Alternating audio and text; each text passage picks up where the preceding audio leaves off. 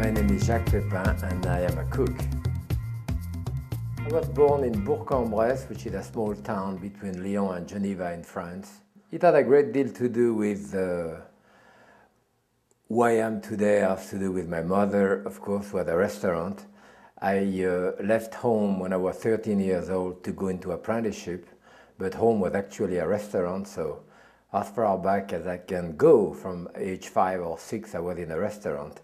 And even though my brother became an engineer, and I was excited by the world of the kitchen and the noise and the excitement and all this, and I always wanted to do that. And I had an aunt who had a restaurant in Nantua, another town in France, another aunt with a restaurant again in Valence, another town, my mother with a restaurant in Lyon. And as is now, actually, I have 2 cousins female who have a restaurant in Bourg-en-Bresse and a niece who has a restaurant next to my mother. So I'm still the only male who went into that business in the whole family. So much for the great French chef being only male, right?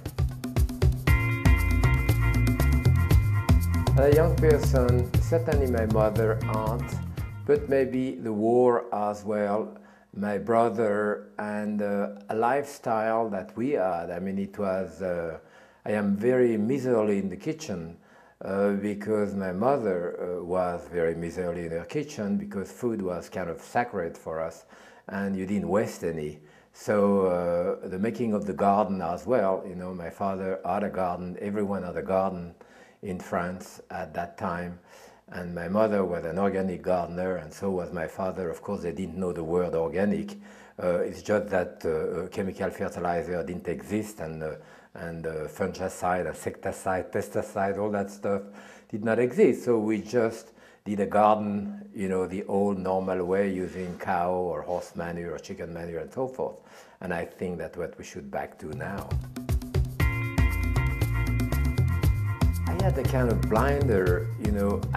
We didn't have any television, so I didn't know that I could be a great doctor or surgeon in 30 minutes or so, like you see on television. So having those blinders, my mother was in the restaurant business, my father was a cabinet maker by trade, and so was his brother, and so were their father and grandfather. So it was either one or the other. I still inherited some of that desire from my father, because I do build furniture and do that type of thing, do a lot of repair myself at home, but the world of the kitchen beckoned me, and I liked it. So as I said, you know, it was a world where I didn't know, you know, in the class system, that I could ever be a doctor or a lawyer. I never even think this way. I never thought this way, you know. I went into that direction, which was the cooking.